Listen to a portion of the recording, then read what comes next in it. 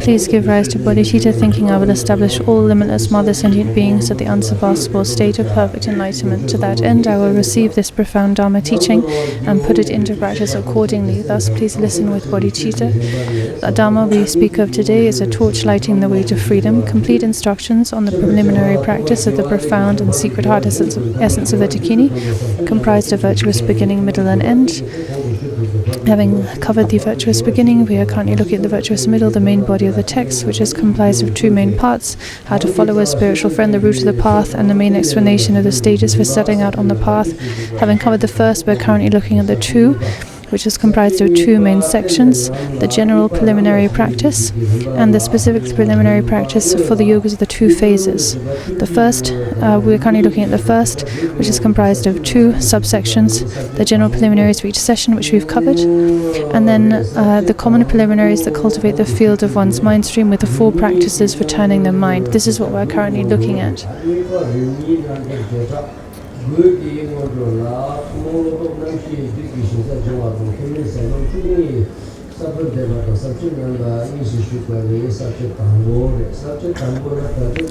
Sorry, I misread that last section a bit wrong, but anyway, we're currently looking at subsection 1, the common preliminaries that comprise the four mind changings.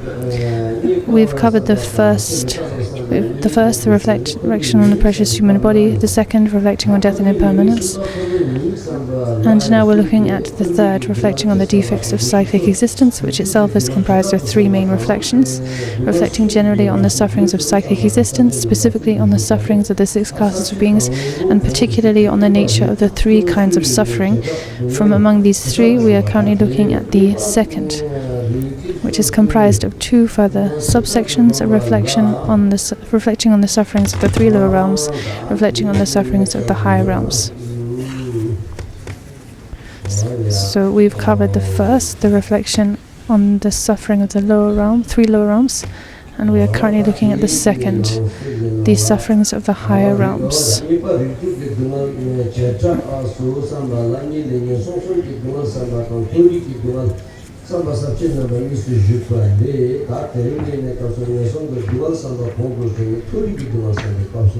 So we're reflecting on the sufferings of beings in the higher realms.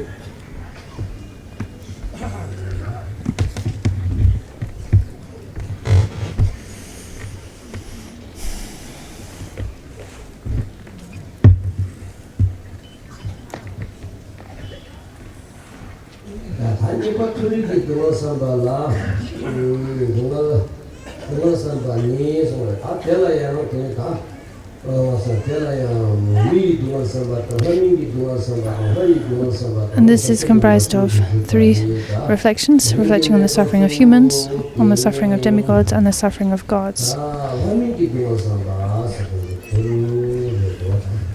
So this is what we're currently looking at. These sufferings of the demigods. As it said, on the needle tip of samsara there is not a drop of happiness to be found.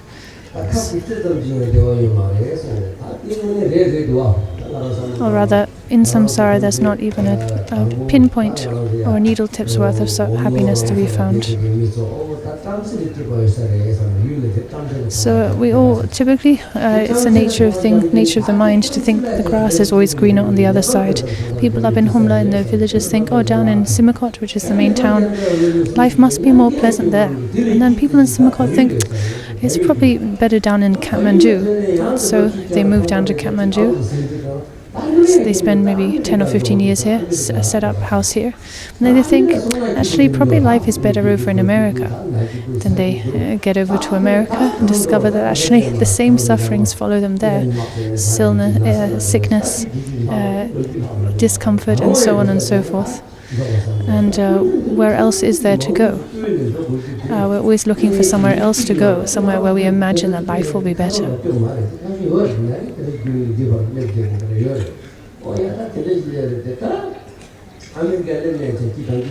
So there are probably many of you here who have actually gone through this process, moving down from the villages into the valley, into the city, and then overseas and so on. But have your hopes really been fulfilled? Your hopes that life would be better in those places? No, your sufferings, your discomfort follows you, right?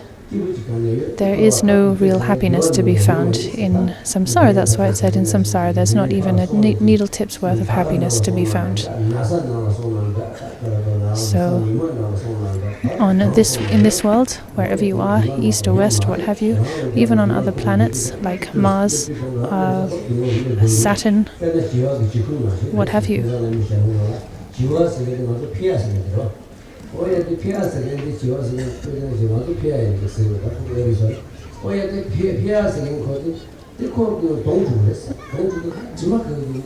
there's a type of guinea pig, a type of wild guinea pig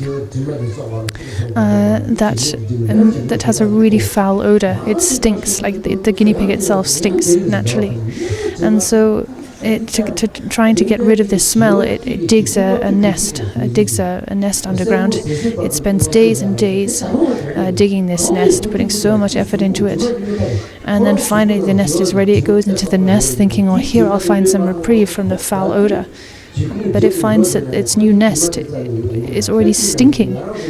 And so then it goes out of that nest and tries to build another nest, but its foul stench follows it wherever it goes. So our suffering is like this. We go here and there. You move overseas, maybe to America or where have you, in search of some happiness, some freedom from your suffering and discomfort, but you never find freedom from it.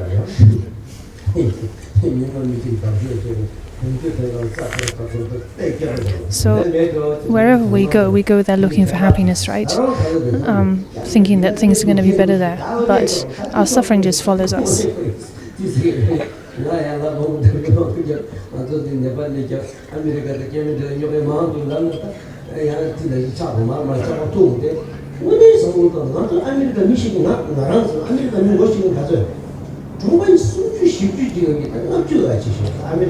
So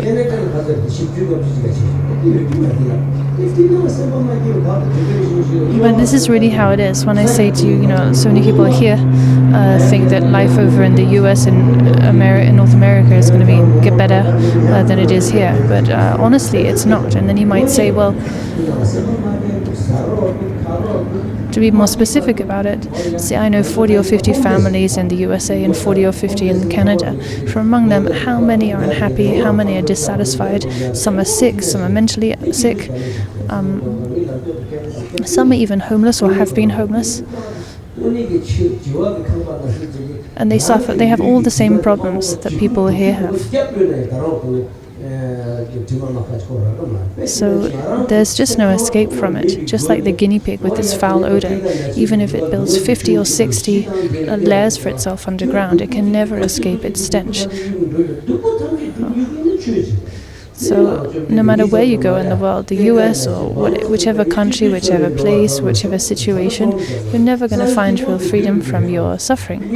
Your suffering is just going to follow you.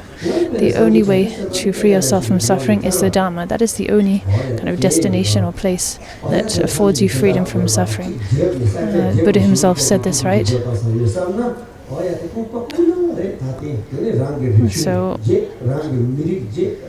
to not acknowledge this and instead go chasing for your happiness elsewhere, abandoning your country, going to another country, also abandoning your heritage, your ancestry, your culture, your language, all in the search for some happiness, well, you'll never find it. So this is the most foolish thing you could do. Just wandering around the world in this aimless search for suffering, and in the meanwhile you lose your culture, your identity, your heritage. Nothing will come of it. You just become like a wandering dog. So in the past, 1959, with all the upheaval in Tibet, then the Tibetans had no choice but to flee Tibet and migrate to the Himalayas and to other, to flee Tibet, migrate to other countries, including the West, Europe, Australia, and so on. But that was a very different situation. People were refugees then. They were fleeing a war.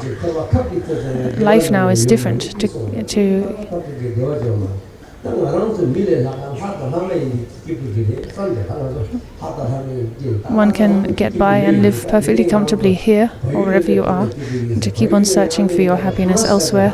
America, France, these days everyone's aiming for France, right?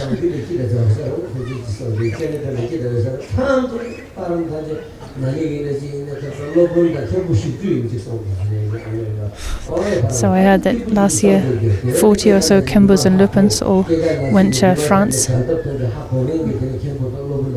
So this idea that life in France is even better than in the US and Canada. So they probably have this idea, this very foolish, completely stupid idea actually, that just by arriving over in France they're somehow going to be free from the suffering of birth, old age, sickness and death. But what a mistaken idea. Suffering is the nature of samsara. There is no escape from it, and the state of the demigods is no exception. So the demigods, yes, in terms of their sense pleasures, their power and so on, they are superior to humans, but they still suffer. In general, so now on page 111, the jealousy that the demigods experience when they see the splendor, abundance and perfection of everything in the god realms causes them constant anguish. So generally speaking, the demigods' sense pleasures, I could say their physical appearance, their strength, their ability, the sense pleasures that they enjoy are 10 times greater than that of humans. But still, it doesn't bring them any fulfillment. They're not happy. They're plagued by dissatisfaction, mainly by jealousy and envy.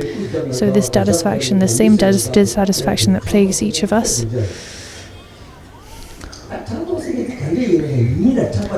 jealousy, this envy, this competitiveness with others, always comparing yourselves with others. Actually, part of the Tibetan word for jealousy is the same word for shoulder. So it's like rubbing shoulders with, or kind of rubbing shoulders, or with someone, and feeling envy for others in whatever way. Often, most of the time, we're not aware of our jealousy. We say, "Oh, I have no jealousy," but actually, underneath, we do. We just don't know it.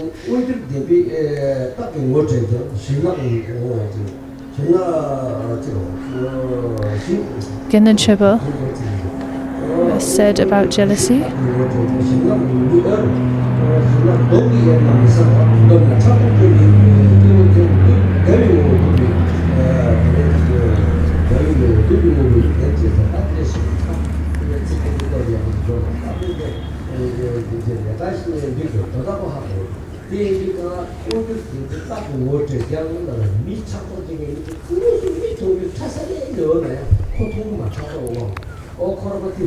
so Rinpoche quoted several lines by Gendon Chepa,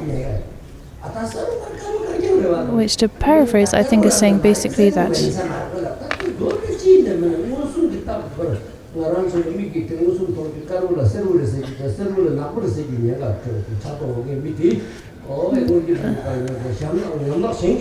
the person who has jealousy, their vision is distorted.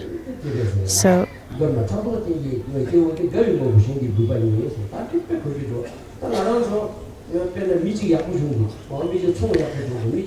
something is white, but they see it as yellow. Something's yellow, they see it as black.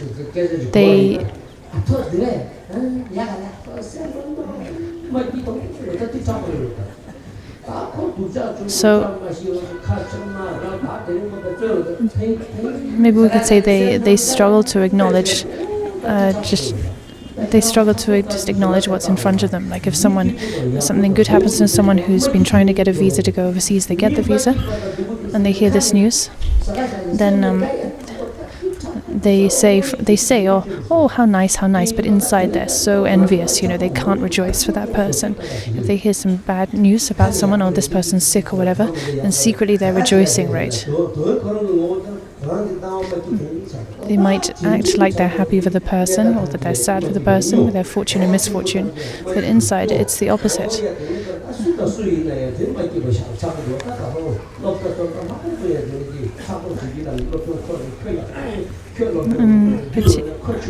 particular at school, you hear about a lot of jealousy happening with school kids who are in college. Jealousy in terms of one's grades, one's wealth. And overseas, so many people are suffering from depression and other illnesses. And a lot of this is rooted in jealousy. So that's on an individual level, on individual lives. But we see jealousy also playing its part in politics between nations, right? Jealousy between nations, between countries. That's often a motivating factor when countries wage war on each other or what have you. So jealousy arises for those who are kind of equal to us, of a similar level or status to us, right? We don't really feel jealousy for those who are way higher than us, like way beyond our league, or those who are lower than us. It's for those who are similar to us or who we regard as similar to us. Those who are at the same shoulder level, so to speak. So for those who are lower than us, we feel proud. For those who are much higher than us or greater than us,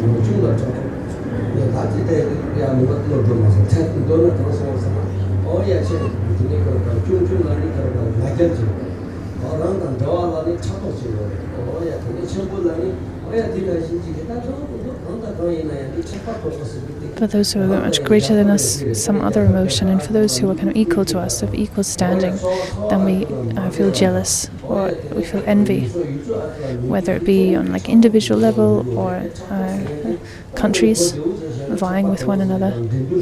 So it's basically competition, this attitude of competition.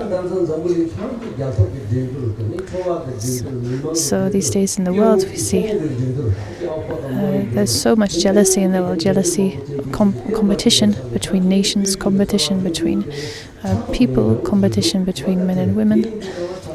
It seems to cause a huge amount of angst and anguish.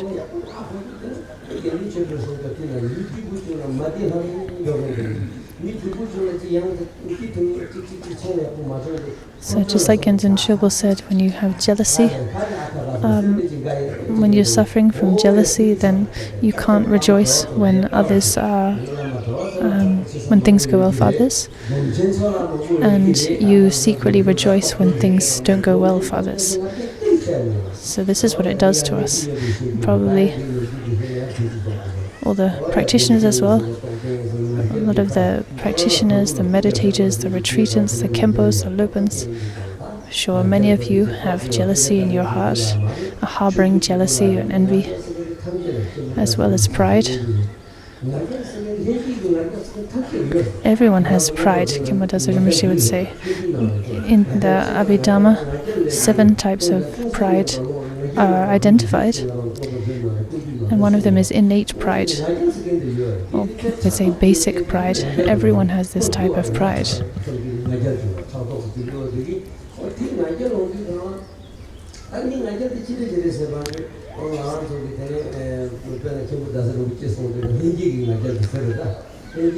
So this kind of basic fundamental pride, thinking just this bit, like in this instinctive thought, oh, I'm better than so and so. Just like a yak, we could say it's just like a yak. Maybe we could use a bull, the example of a bull. If you haven't seen a yak, they walk along kind of very proudly, very confidently. And if a bird or something is in their way, sitting, pecking at the ground on their footpath, then they toss their head at the bird, right, to get it out of the way. This is an example of, this is a kind of function of this instinctive pride. So we see it even in animals. On a very instinctive level, we have these emotions, right? Pride towards those lower to us, jealousy for those equal to us. So jealousy, or basically competitiveness, is what plagues the demigods.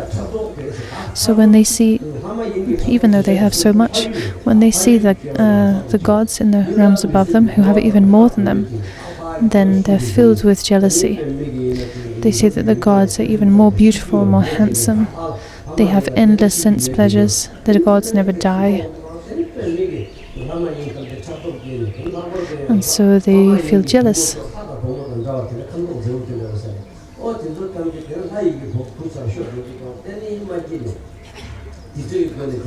And the gods are even more beautiful and attractive, so they feel really attracted to, fall in love with the gods. And then when they don't get what they want, then they feel jealous, enraged, and then they wage war on the gods. They go through terrible suffering, and as they're killed or struck, dismembered and torn apart.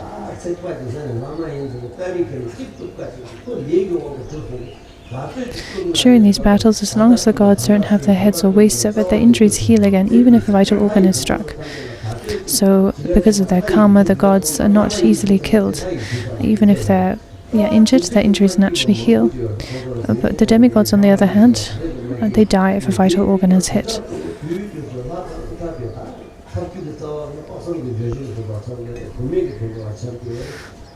So they wage war with the gods out of jealousy and rage about the fact that this wish-fulfilling tree, whose trunk is in their realm, bears its fruit in the god realm, or jealousy and rage about not getting the men and women, the divine men and women they fall in love with, and so on.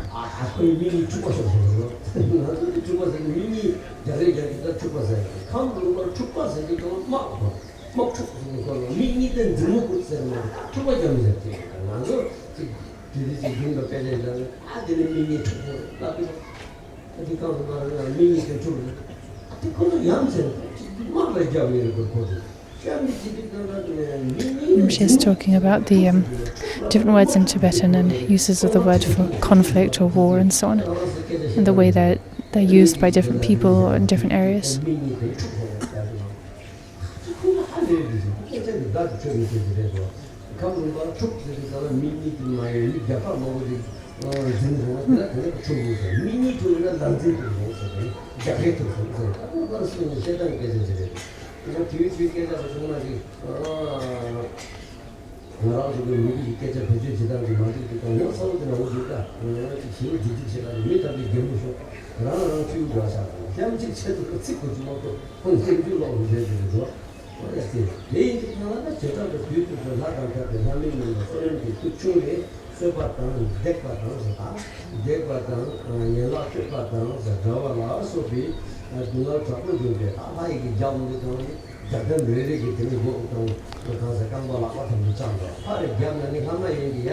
So when they wage war with the gods, when they fight with the gods, then each time they are struck and hit by the gods, they are wounded, their arms or their bones are broken.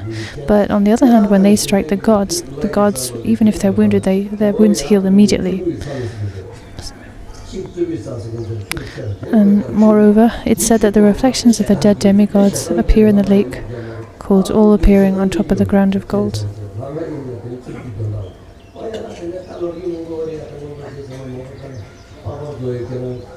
And it's also said that when the demigods wage war with the gods retaliate, they fight back, but without any anger, without any real anger. So the demigods are just writhing with jealousy and rage. But the gods, even when retaliating, they're not really troubled by anger. There's lots of stories about this in the Abhidharma and so on. And because of the gods' greater merit, they don't die when they are struck.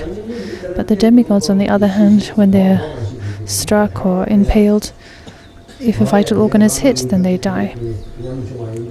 Because they're weaker, they have less merit. And it's said that the reflection of the dead demigods appear in the lake called All Appearing on top of the ground of gold.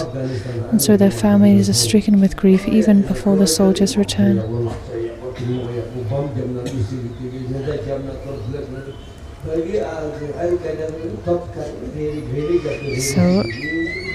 this makes me think of the images you see of the war in Israel and Gaza, or sorry, did Rinpoche say Afghanistan? Between the USA and Afghanistan, one side is so powerful and the other side is so weak comparatively.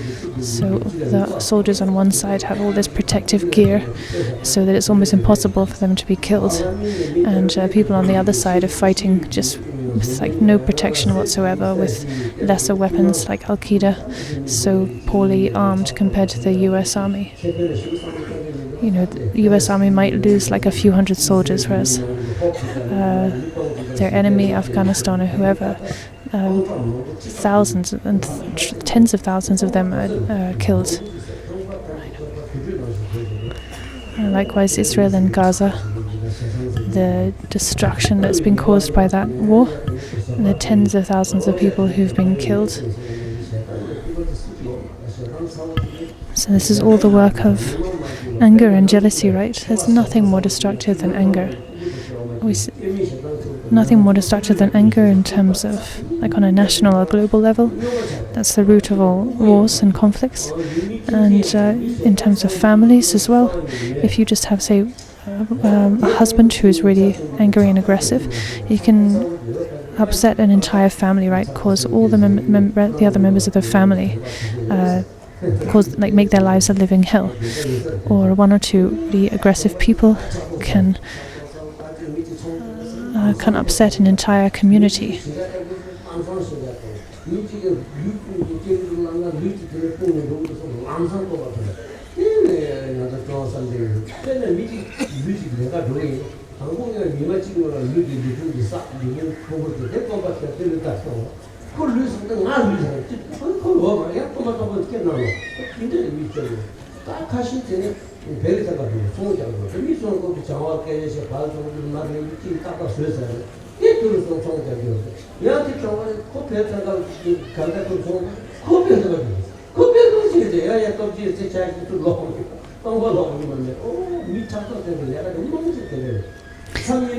And when people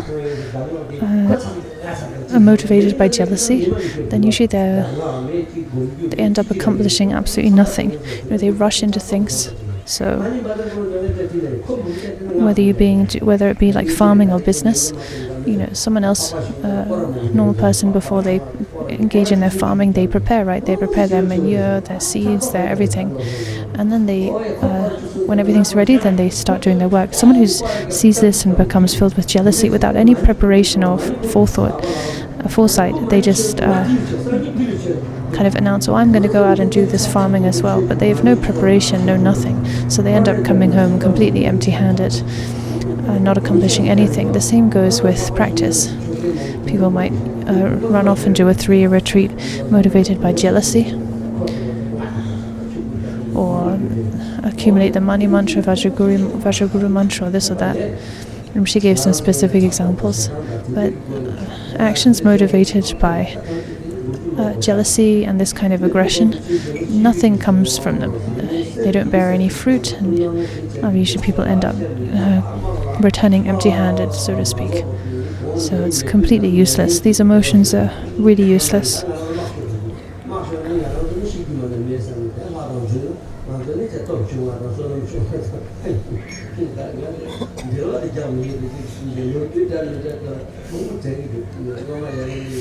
So I might not know how to explain the text very well, but it certainly reminds me of lots of stories I can share.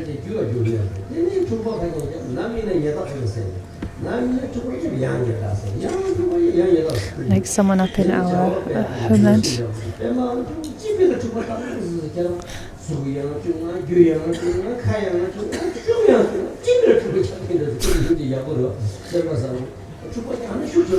So it's a story about a specific person up in the mountains who was always fighting with people. Just night and day, he was always picking a fight with others. And then if someone with a really good motivation just said to him one day very frankly, he said, "Why, my friend, are you always picking a fight? From whichever side you look at it, you're just not going to win. You're physically weak, you don't have money, you don't have status, you don't have this, you don't have that, but still you go around picking a fight as if you're like some big guy. Why are you doing this?" So actually that person spoke very frankly and kindly, right?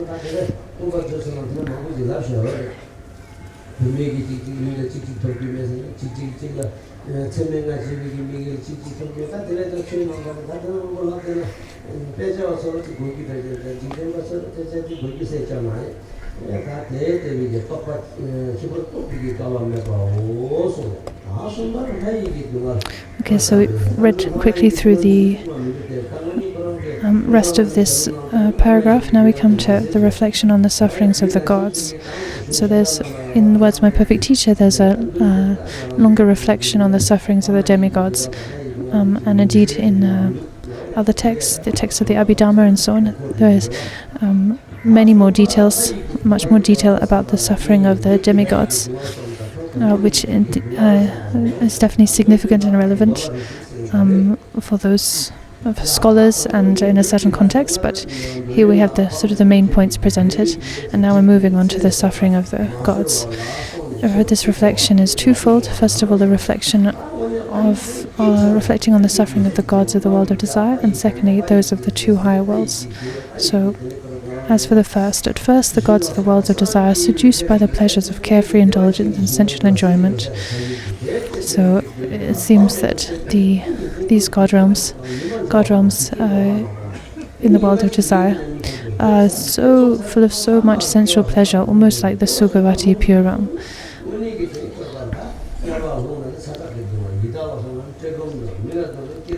And they fail, so absorbed in this great pleasure, they fail to see their lives trickling away.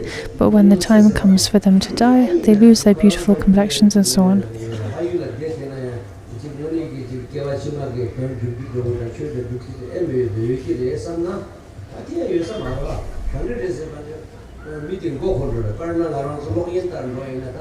So you might.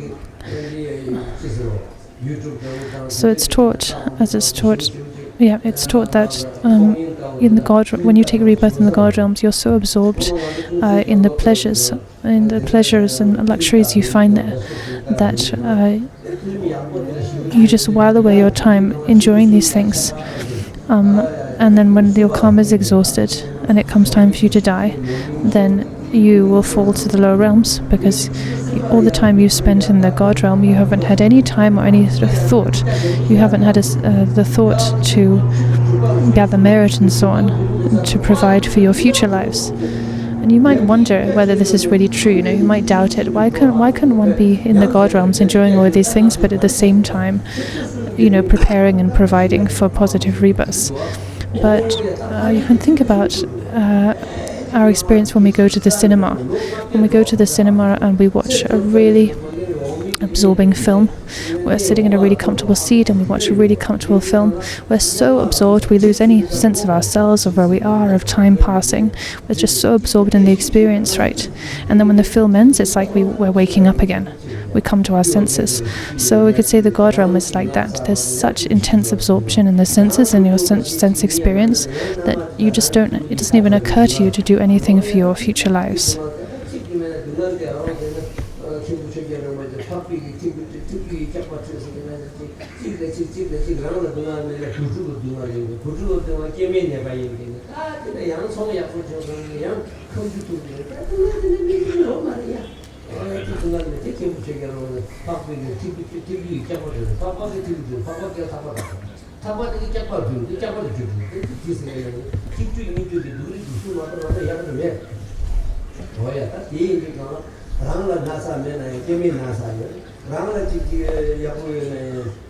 So if we think of the human realm,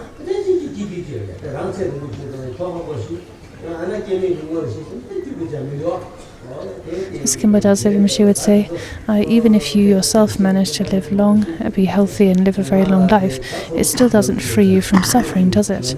You might be healthy and well, but what about those you care about? Maybe if you're married, maybe your spouse gets sick and you worry about them. Maybe your children get sick or into some trouble or something. So the people that you love and care about, when things go wrong with them, then that will make you suffer, right? Even if there's nothing, even if you yourself are okay. So this is to say that just no matter how good your situation is, you're still never free from suffering. You're never free from anxiety, you're never free from worry, you're never free from suffering.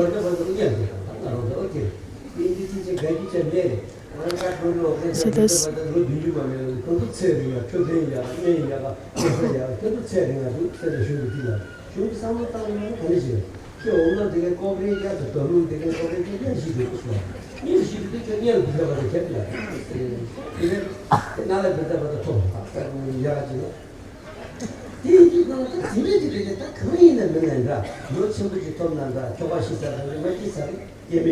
so it really doesn't, living really long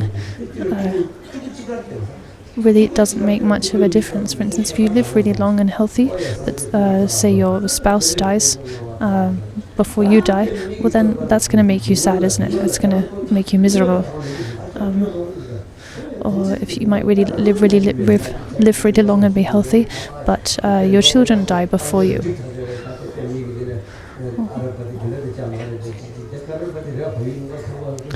Or you live really comfortably and healthily, but then something happens and you end up dying early. She was saying this before.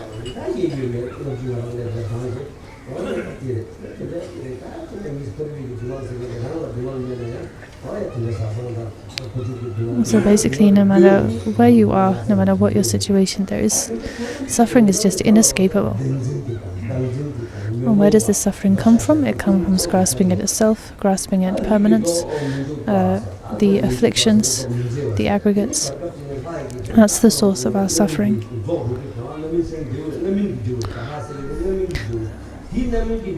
So likewise with the gods, when it comes time for them to die, when the karma that produced their rebirth in the god realm, when that karma exhausts itself and it comes time for them to die, they lose their beautiful complexions. Their seats no longer feel comfortable.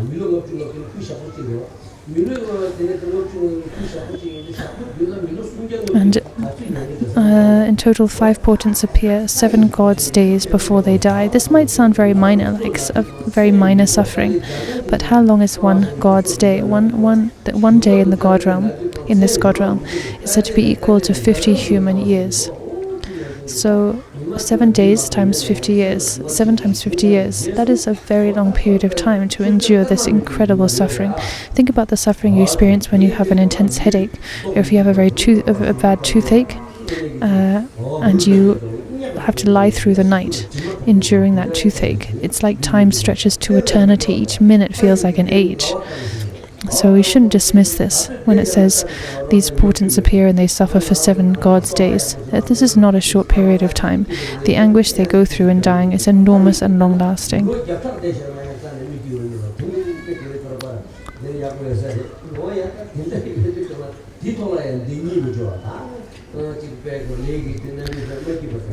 So when it comes time for them to die, they lose their beautiful complexions, their radiance, the seats on which they've sat for tens of thousands and even more years and have never grown tired of, suddenly no longer feel comfortable. Their flower garlands grow old. The flower garlands that previously were always fresh and fragrant now grow old. The stains appear on their clothes and perspiration, things which they have never had before. They wear this divine clothes of a divine fabric called pensalika,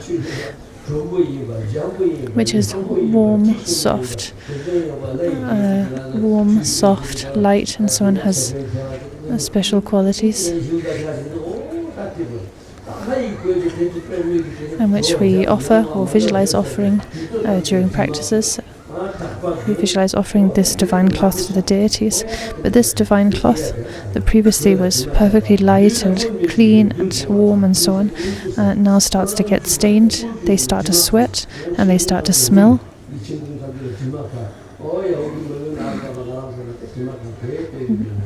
So their body starts to stink.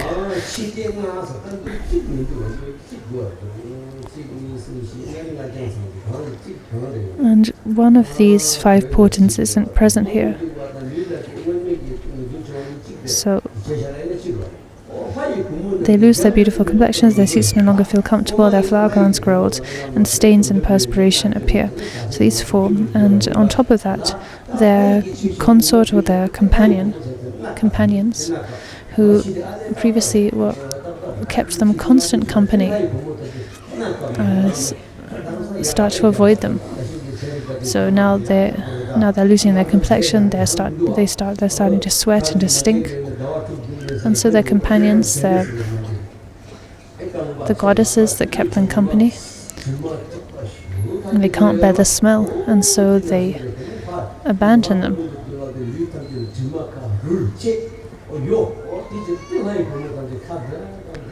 And so they pinch their nose and they step away, and with disgust, unable to bear the stench, they say, "Oh, off you go now. Off you go. Go and accumulate some merit. Go and accumulate some virtue. Gather causes for rebirth in the God realms again, and then we'll see you take rebirth here again, and we'll be reunited." So it's a bit like, at this point, they're abandoned by everyone, a bit like a leper being abandoned by society. In the past, when people would get leprosy and there was no cause for leprosy,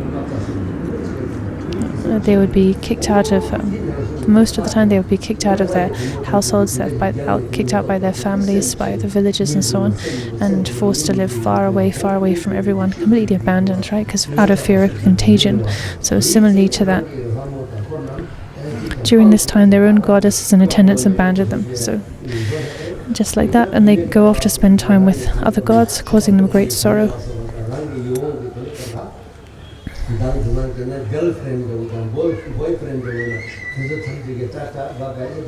So it's like these days we could say their boyfriends and girlfriends wave them goodbye and leave them. So some people, they have a great boyfriend and their boyfriend then leaves them. They almost go crazy with sorrow, right? Likewise, if boys have a great girlfriend and the girlfriend leaves them. So they're abandoned like this by their boyfriends and girlfriends and left alone. So I say that to kind of give you like an example, something that you can relate to, right? Boyfriends and girlfriends, but it's pretty much the same thing, the same dynamic. Rinpoche's words are actually so clear, so perfectly clear, that there's really no need to add any explanation. There's nothing much to explain, it's already so clear. But I can mention these examples and kind of relate these points to our personal experience, or what might be some of yours personal experience, so you can relate better, right? And so it becomes more personal, so that becomes more, you feel it becomes more applicable. Otherwise you might think, what is going on here? Is there any mention of girlfriends and boyfriends in this commentary on the Ngondro? Why is Rinpoche talking about these things? Well, I'm just bringing it as an example because I think it could help some of you to relate to this suffering of the gods, right? That's why, just to make it all more relatable for at least some of you.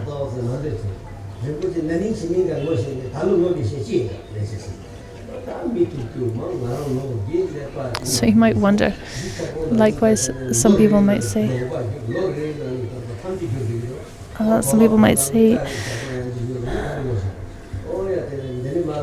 oh, these days Rinpoche recognized me, but this year it seems he doesn't recognize me, or is acting like he doesn't recognize me. It's not that at all. It's just that these days I'm meeting so many new people all the time, or so many people all the time, and sometimes I just forget, or sometimes people's appearance changes, and so I don't immediately recognize them. Also, I'm getting older, so it's more difficult for me to recognize and keep in mind new people, like new acquaintances. So please don't mind. Some of you might have felt this or thought this, but please don't mind. It's nothing like that. It's just meeting too many new people all at once. In particular, despite their attachment to the splendor and pleasure of their celestial state, they know they cannot help but be separated from them. they also know that once they've died, it's all but impossible to reborn in the celestial realms again, and so on.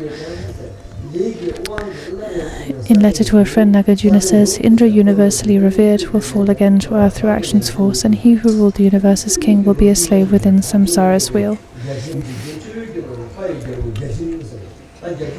It's a very beautiful story here, actually. Vishnu is one of the most powerful gods, king of gods, we could say.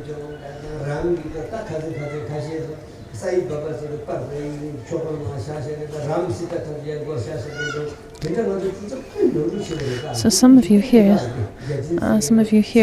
I know, go to Pashupati and other places and pay homage to gods like Vishnu, and take photos of priests like Sai Baba and so on, and put them in your shrine, pay homage to them and so on.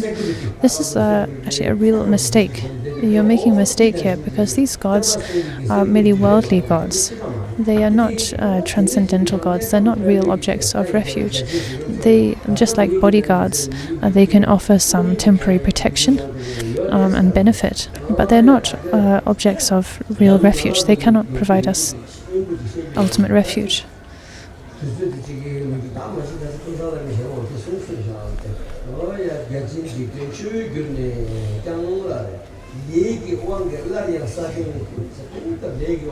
So Indra, one of these most universally revered and powerful gods in the entire world, attains this powerful state through their karma, but then, due to the force of karma, after a certain time, they again fall again to the earth through action's force, meaning through the force of their karma, and he who ruled the universe as king, that very god, becomes once more a slave within samsara's wheel.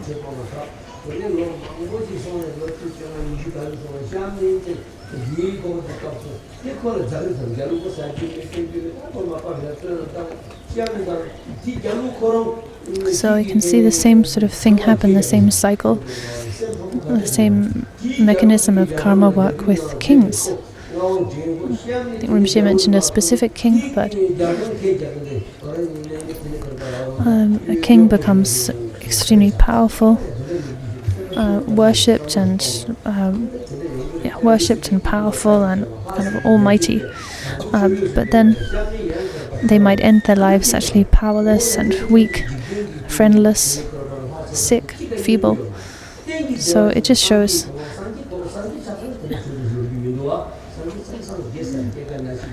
these samsaric pleasures and accomplishments, no matter how great they are, they're not lasting, they're not reliable, there's nothing, they're transient and fleeting.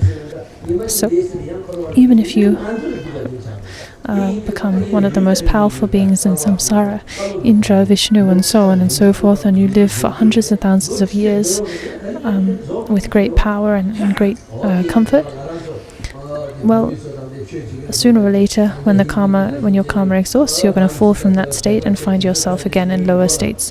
The wheel of samsara will continue to turn. So there's really nothing special whatsoever about these states.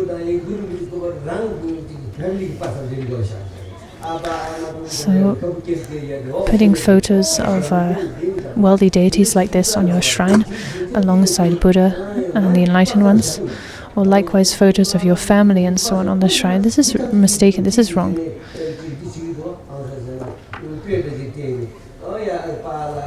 So some people have, the Buddha Shakyamuni and Buddha statues up on their shrine, but then at the same level or even higher, they put a photo of their parents, say their deceased parents and so on, who they are praying for. This is not correct. On the shrine, we put images and representations of those who are objects of worship, right? Objects of homage and worship, refuge objects. So, like photos of our family or of our deceased family or of Hindu gods and teachers should not be placed up on the shrine together with our objects of worship.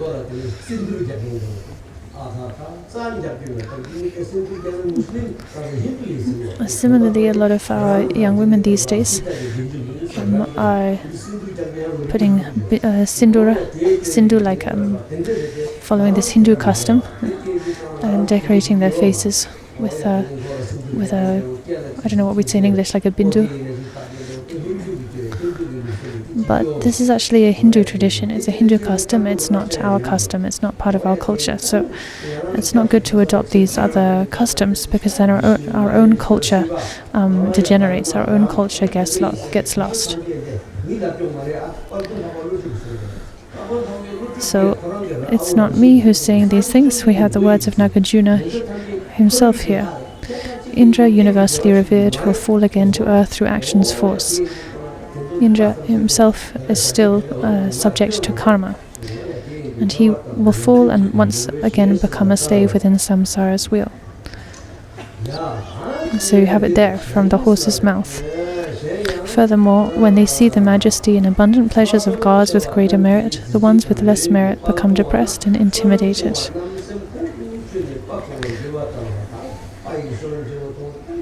So when these demigods see the gods with greater merit and pleasures, then they become upset, they feel depressed. For the weaker gods, there's the distress of being driven out of their homes by the stronger ones. So it's the same dynamic.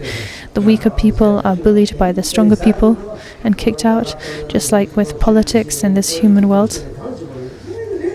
So again, you might think, why is Rinpoche talking about politics in the Dharma teaching? But it's the same dynamic, isn't it? The same thing happens.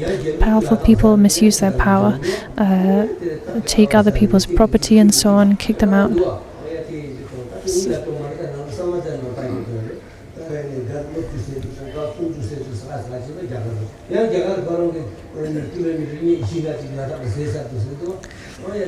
India, which is now one of the most powerful countries, is basically stealing land, stealing other states' land. It's basically stolen, it's not the best word, but stolen part of Ladakh and other places. So there's the same dynamic. And it just goes to show there really is nothing worthwhile. There's nothing worthwhile about samsara, about the mundane world.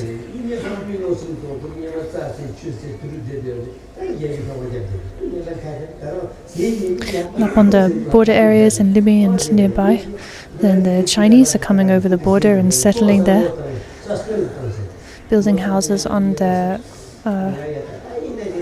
on other people's land, and because the border region people are weaker, they have nothing to say, nothing. There's no way they can protest. There's nothing they can do. They just watch it happening.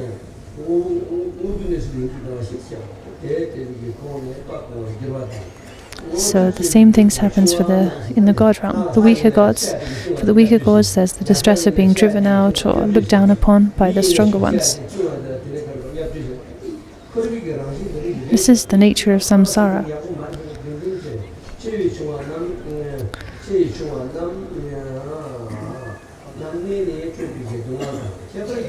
The gods in the realm of the 4 great kings and the heaven of the 33, the 4 great kings of Vashravana and so on,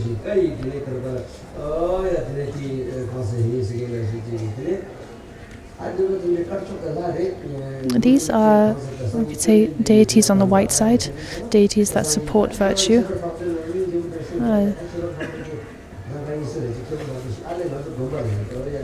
So there's a text written by Master Ashwagosha called praising the superior qualities of the Buddha Dharma.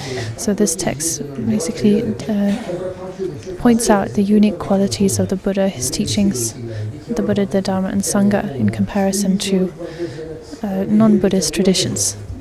Recently, one of our Khenpos taught this at the monastery. This is such a precious text and such a valuable text to go through that and see the unique qualities. The unique qualities that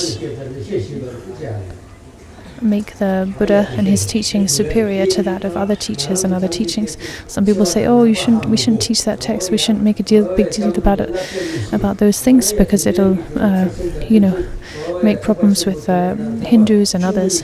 But we shouldn't be thinking like that. We should just be rather should pay attention to that in other texts and become aware of the unique qualities of the Buddha and the Buddha Dharma. right? We need to know what the unique qualities of our teacher and tradition are. If we're not aware of what makes it different and unique from other traditions, then that's the problem. So Kuno Lama,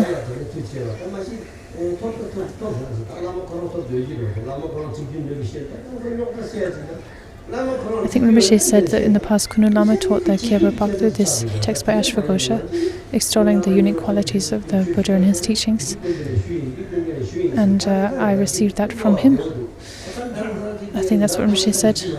Presumably Kuno Lama himself had received the transmission for that text. Generally, a teacher wouldn't dare to teach a text if they hadn't received the transmission from itself. That said, these days people are doing funny things and teaching texts even when they don't have the transmission, which is not what should be done. But so I did receive this text by Ashwagosha, not from Khenpo Daso Rinpoche, but from Kuno Lama.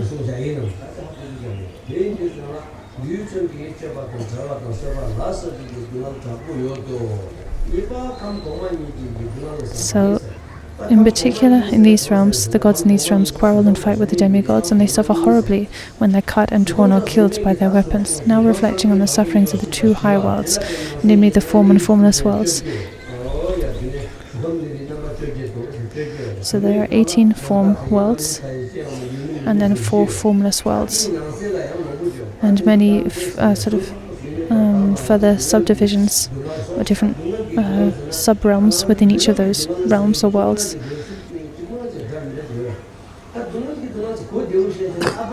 So that here there is no manifest suffering of suffering.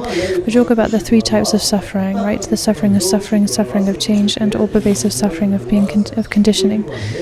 There are slightly different ways of defining the suffering of suffering. One way is to say,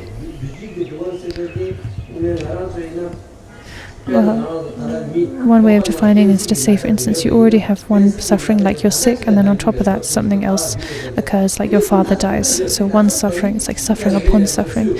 Then the suffering of change is experiencing like happiness turning to suffering, or health turning to sickness. You're healthy and then you get sick. Then we have the all-pervasive suffering of conditioning, which is not something that is very obvious or apparent to us. But this basic kind of permeating suffering or dissatisfaction of being conditioned phenomena. And everyone is subject to that. So the suffering of everything composite or conditioned. So in this way, the gods are never exempt from the suffering of everything composite. No one is immune. No sentient being is immune to this type of suffering. Because the ordinary beings in these realms become, as it were, intoxicated with concentration. They are drunk on the taste of meditation, absorption. Therefore, they don't make any progress in increasing their good qualities. They don't dare to part from that pleasant state for a moment, and so they don't make any progress. Once they've tasted the flavor of concentration, they dare not be parted from it, and as a result their concentration fades and they die. In the Treasury of Abhidhamma and other texts, many different types of karma are enumerated, like the karma of ripening, the propelling karma, and so on and so forth.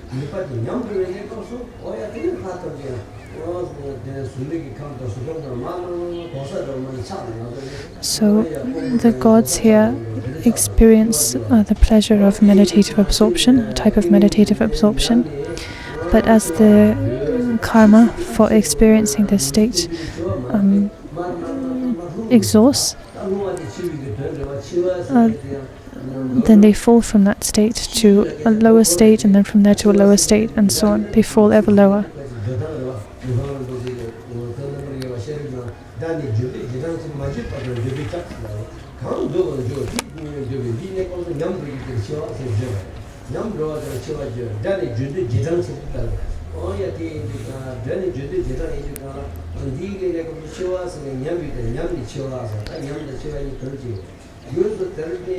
So the concentration fades and they die. So here, it doesn't quite come across in English, but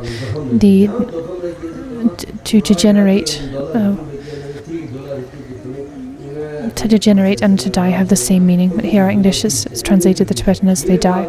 So in particular, when the propelling action they've performed in a previous life is exhausted, the ordinary beings in these realms again take birth in the world of desire. In the world of desire, perhaps first as a god in the world of desire, then a human, then a demigod, then a human, then an animal, a hungry ghost, a hell being. So in lower and lower states, as their positive karma is exhausted bit by bit.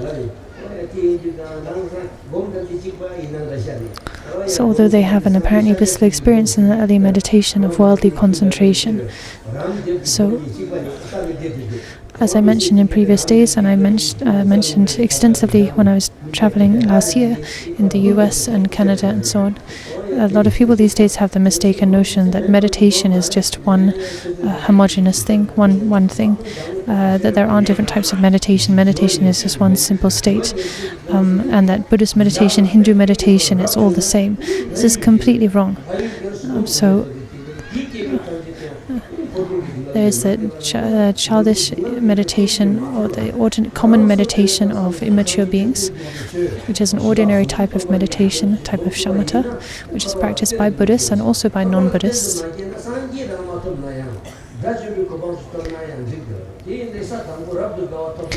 But in addition, and this can be practiced in different ways, but in addition to this type of worldly concentration, there are types of meditation that are unique to the Buddhist tradition. Namely the meditations that ascertain the true nature, and then what we call the meditations that please the Tathagatas. So these types of meditation lead to liberation and omniscience, whereas the ordinary meditation of worldly beings does not take one beyond samsara.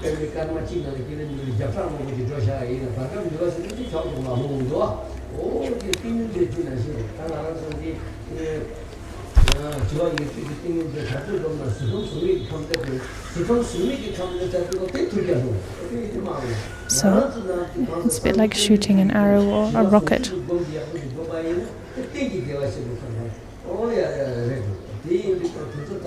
Well, the worldly types of meditation, they can propel you, they can fling you up to the God realms in the form and formless worlds, but they cannot take you beyond there. You might reach those states, but then like an arrow, you'll then fall down back to the ground.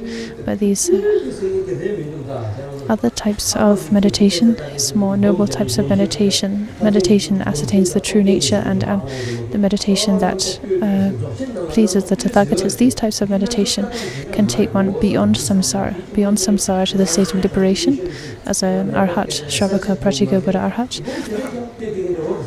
or to the bodhisattva bhumis, and eventually the state of perfect enlightenment. So this is very important that we have an understanding of this, that meditation is not merely sitting still and looking at thoughts, just looking at thoughts. That is not meditation.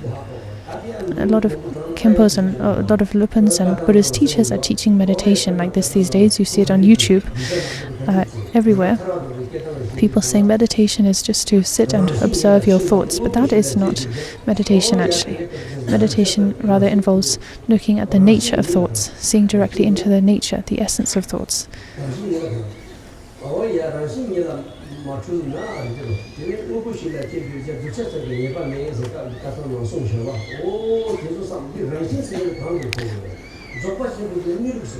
So,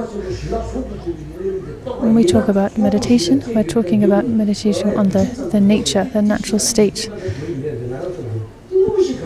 And to this end, Rinpoche quoted some lines from the Chronicles of Guru Rinpoche's life story, Pema Katang. So the point of meditation is to come to realize the natural state, to realize the true nature of things, and avoiding non-virtue and observing discipline and so on. These are done to support that process, to support us in that process of coming to realize the true nature of things, the natural state. So just sitting still and observing thoughts, not suppressing them, not chasing after them, just looking at them, just observing them, that is not really meditation as far as we're concerned.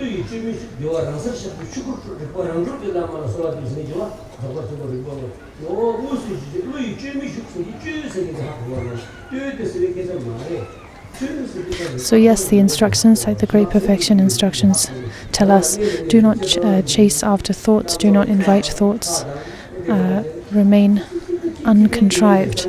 So yes, don't chase after thoughts, don't invite thoughts, but instead of just observing thoughts, one must remain uncontrived, free of fixation, or recognizing the true nature of things, not just observing thoughts.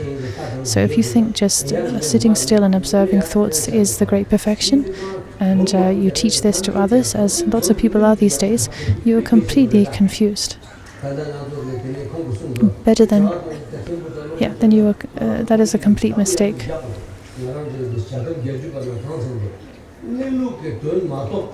What does Sujin Shirajapa say in his points of advice? He says, if you fail to realize the natural state, even if you sit in meditation for years and years, your meditation will be no more than a scarecrow. Meaning there'll be no substance to it.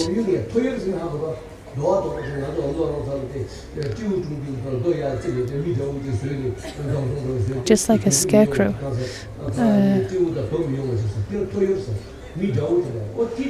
something that is made to look like a person but isn't a real person, just to scare away animals and so on, right? So if you train in meditation but fail to realize the natural state, then your meditation is just like a scarecrow. If you stay in isolation for years and years, but without parting from the company of the afflictions, then you're constantly distracted. You're not free of distraction. So when we talk about looking at thoughts, you need to know how to look at thoughts. It's not just observing thoughts as they pass by. Anyway, these points are more directed to the scholars and teachers present here, and maybe not so relevant for the majority, for the lay students. But anyway, they are very, very important points. Because these days, so the text here mentions how the gods enter this state of meditation, of worldly concentration. These days, wherever you go, you find people talking about meditation, right? But we need to know what we're talking about when we talk about meditation, right? Like people say, oh, you ring this singing bowl and focus on the sound and just rest in the sound. And people teach like this as if to just focus on the sound of this bowl or what have you is to meditate on the natural state. That is completely wrong, right? So these gods rest in such worldly concentration, but when the propelling force for this tainted bliss is spent, they will again fall into the lower realms without any idea where they're going, like an arrow being shot into the sky. A letter to a friend says, a Kamaloka god, one gains such bliss as Brahma bliss that's free from all desire. But know that after that comes constant pain as firewood. One feeds Avicii's flames.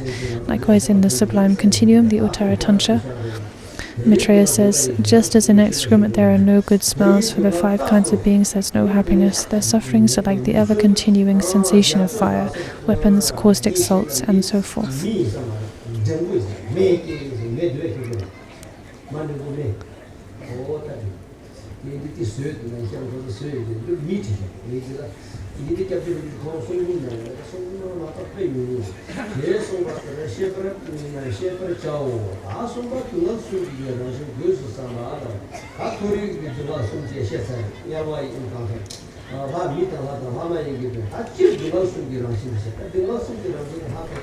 Now we come to the next reflection, reflecting particularly on the nature of the 3 kinds of suffering.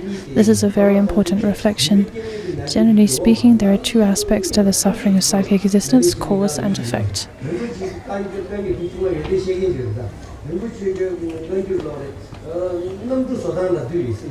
So someone very learned actually said to me, said, "Oh, Rinpoche, you read the whole Kangyur, the whole of the collected words of the Buddha, the 100 or more than 100 volumes. Is there teachings in there on how to make a plane and car and so on?" I hear that there is. Did you read those instructions?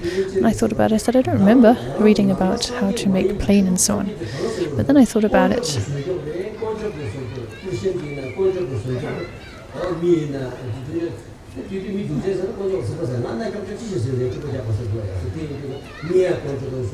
I thought about it, and well, in any case, in a sense, there probably are, as it said, instructions for making those things in the collected words of the Buddha. Other traditions, like Christian and Judeo-Christian and Hindu and so on traditions, they say that everything is created by Almighty Creator, right? They identify that Creator with different names and different ways, but they basically say everything is created by God, by the Almighty. And then comes the question, right, in those traditions. If God made the world, then why is He destroying it, and so on and so forth. These kind of doubts, quite reasonable doubts and questions. In the Buddhist tradition, however, it's not said that the world or phenomena were created by God or Almighty, but rather by cause and condition. Everything comes about due to causes and conditions. This is the main formula, if that's a good way to put it. The main formula, or it's a principle, tenet of Buddha's teachings.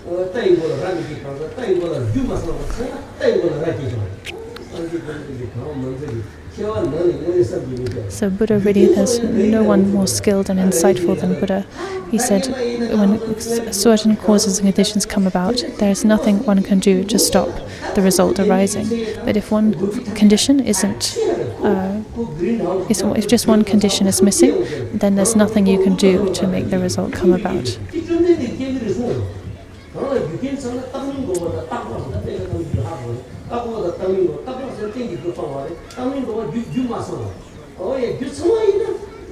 So if the causes and conditions are complete, then even horns could arise on a horse's head or on a rabbit's head if the causes and conditions for that were complete. So whatever it is, if the causes and conditions, necessary causes and conditions come together, then anything is possible. Basically anything is possible if causes and conditions are brought together.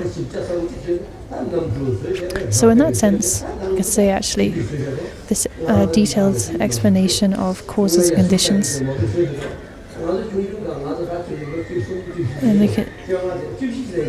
with this detailed understanding and explanation of how things come about due to the gathering together of causes and conditions, or we can say that's basically how you make aeroplanes, machines, cars, and so on and so forth, right? TVs and so on.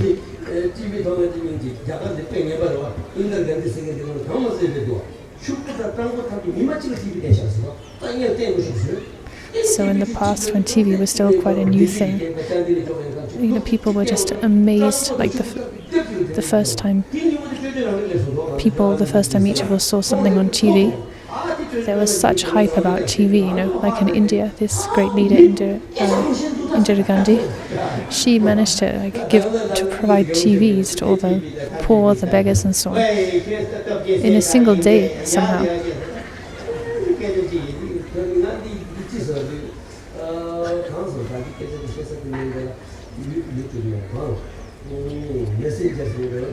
So she didn't just say that she was going to do something like politicians these days, sending all these pointless messages out on Twitter or what have you. But anyway, the younger generation here, when hearing this, they'll probably just laugh and think this is very silly. But when we were younger, and had never seen TV before, and then saw TV for the first time. It was like an amazing thing, right? But where does TV come from? The TV comes from the gathering together of specific causes and conditions, right? That is the method. Likewise with all of these other machines and inventions. They result from causes and conditions. That's the basic formula.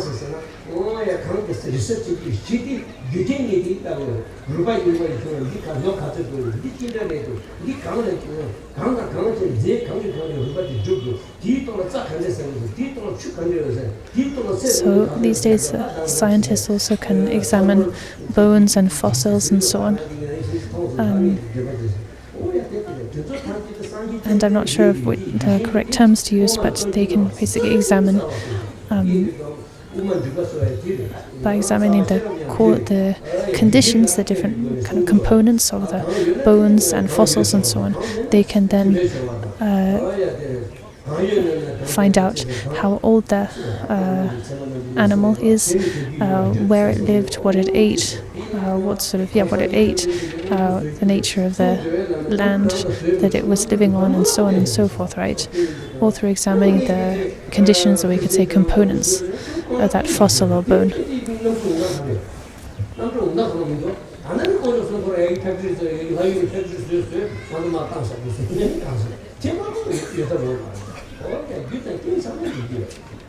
So, where do all these things come from? Airplanes included, from the coming together, the bringing together of causes and conditions. When the relevant causes and conditions are complete, then anything can occur, anything can be created.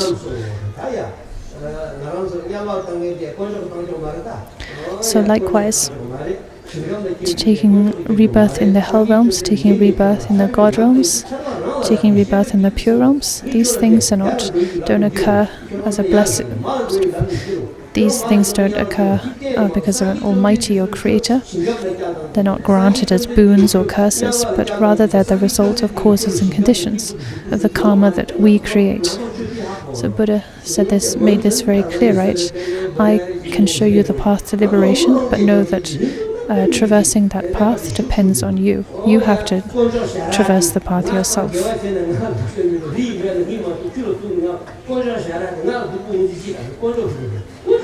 So our experiences are not created by some other entity, by a god or creator.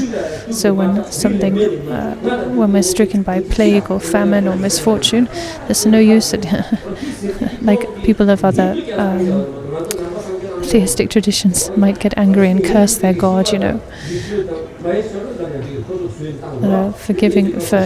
burdening them with so much misfortune. Well, we have no need to think such things, such silly things. We know that whatever we experience, it's a result of our own causes and conditions, right? Causes and conditions that we ourselves have sown. So our experience, our fortune, misfortune, including things like aeroplanes, everything is the creation of causes and conditions. So, including rebirth in the various realms. So on page 113, we're on page 113 at the bottom, as the text says, the effect concerns. So there are two aspects to suffering in samsara, cause and effect. The cause concerns gods and humans who, despite having retinues, wealth, and everything they could possibly want, are permeated in thought by non-virtuous intentions and engage indeed in negative actions. So our thoughts and deeds, namely karma, are the cause, and the effect is the result of those thoughts and deeds. The effect concerns the three lower realms, and in the higher realms, poverty, affliction by physical ailments and mental anguish, and so on. And these sufferings can be summarized as three kinds. So the suffering of suffering covers all painful sensations such as heat, cold, hunger, and thirst. In addition, as we could say, suffering upon suffering, times where you were already burdened by one suffering, like you're sick, and then while you're sick, say your mother or your father dies, you have one suffering, and then on top of that, another. Then we have the suffering of change, comprising all pleasant perceptions, from long life, wealth, and so on, up to the bliss of concentration. It's illustrated by the example of having a fire to heat one when one's cold, and mainly experienced by humans and the gods of the world of desire. So this is the suffering of change. You might feel comfortable now, happy now, but inevitably that happiness will turn into suffering, into discomfort. You rely on a fire to get warm, but then the warm becomes uncomfortable, becomes like excessive heat, and then you need cold. You rely on the cold to feel cool, but then the cold makes you feel like uncomfortably cold, and so on and so forth. So any temporary happiness you experience sooner or later becomes suffering. Same with food. You're hungry, and so to alleviate your hunger, you eat food, but then maybe your food makes you sick, gives you diarrhea, gives you a stomachache, so on and so forth. So this is the suffering of change. Then we have the all-pervading suffering of everything composite. This refers to the perpetuating aggregates, which are the basis of both of the above kinds of suffering.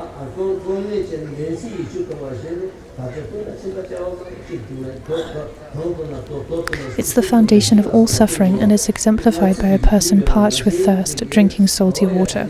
The more you drink, the more thirsty you become. From it, birth, aging, and all other forms of suffering appear in stages. You think that, if I attain a certain status, a certain position, level of power and respect, then I'll be happy, I'll be fulfilled. But it doesn't bring you fulfillment. Likewise, wealth, the accumulation of wealth doesn't bring you fulfillment. You might get rich, but it doesn't make you happy. So when it comes to status and position, we see this with politics and in the worldly affairs. People are never fulfilled by status, by power. Often they just become more isolated, more miserable.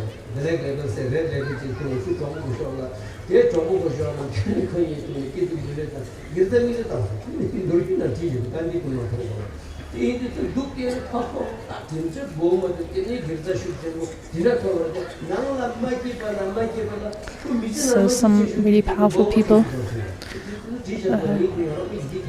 they might seem really happy to us, like they have a really great life. They seem really fulfilled, but actually, whenever you look into it, you read like the memoirs of famous people, or you hear about it on the news. In spite of appearances, they're actually lonely, they're unhappy, they feel isolated, they're anxious. Right.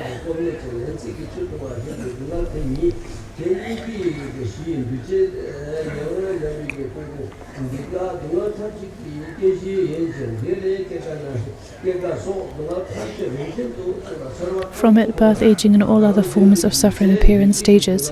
Entirely neutral sensations are thus given the name suffering of everything composite. This kind of suffering is mainly experienced in the realms of the four concentrations, and is what is referred to by the following quotation from the sutras.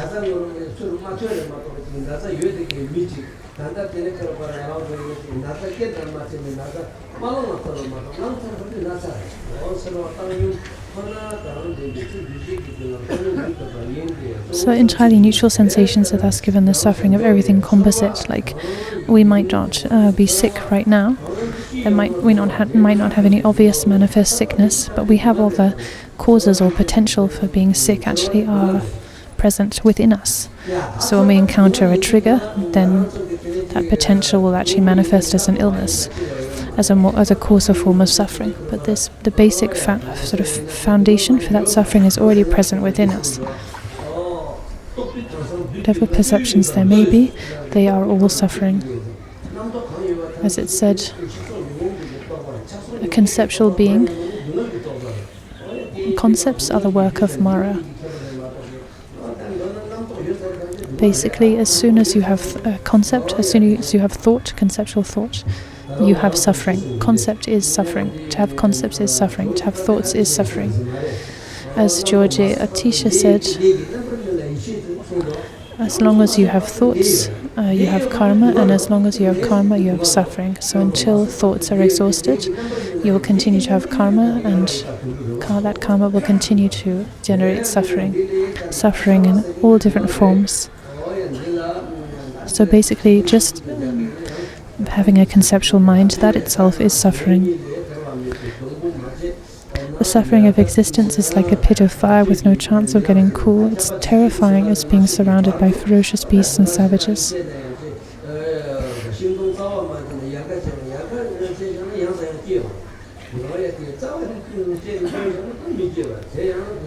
So, but to backtrack, unless we're free from this kind of suffering, the suffering of everything composite, there will be no liberation from the other two types of suffering, the suffering of suffering and the suffering of change. It's the trunk that has to be cut. There is no point hacking away at the branches and leaves. If you just hack away at the branches and leaves of a tree, they'll just grow back.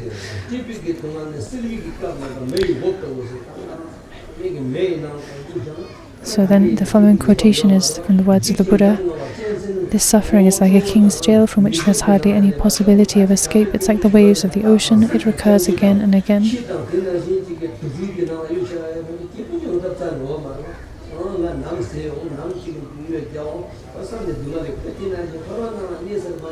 So, in samsara, no matter where you go, there will never be any rest, any real happiness. For instance, even if you get yourself over to Australia or Canada, you're still not going to find real happiness. You might think, why is Rinpoche always using these examples of Canada, Australia, and these Western countries? Well, it's because most of you think that life over there is so great, right? That's why so many people are trying to move over there. But ask the people who live over there, are they really happy? You'll only find a few who will actually say that they feel they're happy. And even then, it's a very fleeting happiness. Life is really not any greater over there. Honestly, even if someone were to give me a Canadian passport or a US passport, whatever, and offer it up to me, I honestly would not accept. I would never accept it. Because what's the point? There's no special happiness or anything special or worthwhile to be found over there,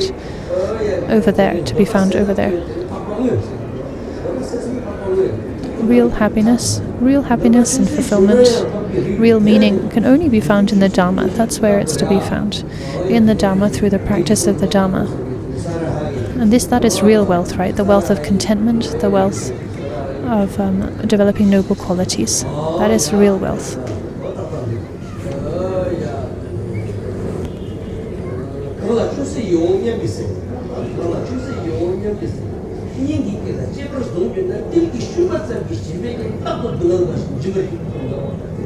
So it's taught, to paraphrase,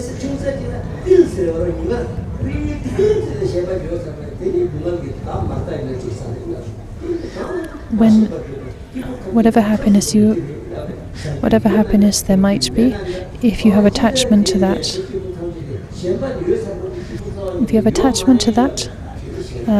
then you have suffering. So that's a very loose translation, but basically you might have great food, great clothes, comfortable situation and so forth, but as soon as you have fixation, as soon as you have attachment, that attachment turns all of that to suffering. As long as you have attachment, as long as you continue to have attachment, for that long you will continue to suffer, no matter what your external circumstances might be.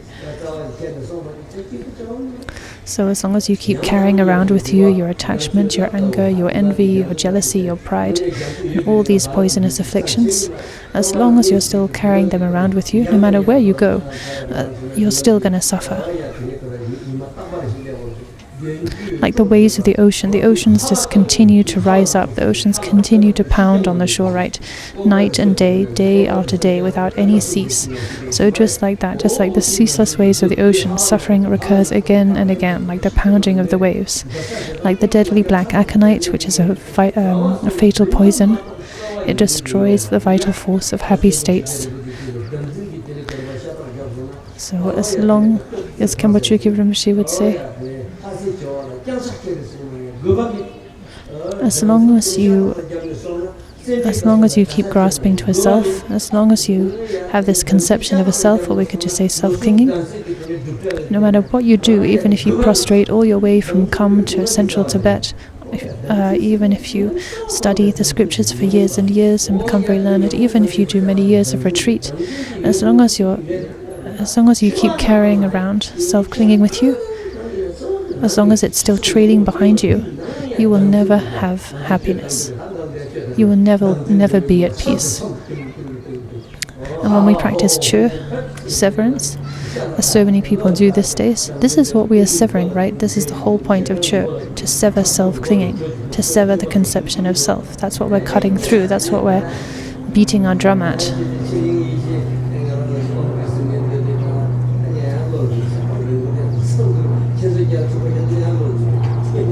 Like in the Truma liturgy, Wanduzinnen,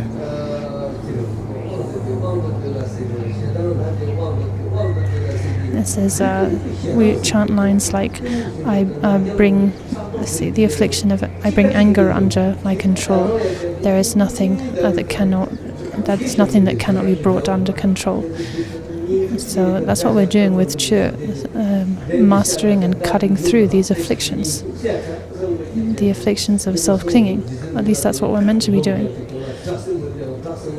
Like when Jessa Milarepa was practicing, a great demoness came to his cave and tried to scare him and intimidate him, created all these apparitions. So at first Milarepa tried to overpower her apparitions by visualizing the deity and this and that. None of it really worked. And then at the end he reflected, all appearances are just the projections of the mind. Mind itself is empty. Emptiness is a non-dual luminosity. And recognizing this, reflecting upon this, all of these apparitions of the demoness were liberated. They disappeared. So that is the point. That's the vital point. That is what really helps. So whatever practice you do, whether you're doing Chö and beating the Dhammaru, playing the bell, whether you're staying on retreat, meditating, studying, the point of all of those things is to cut through the afflictions. That's what you should be doing.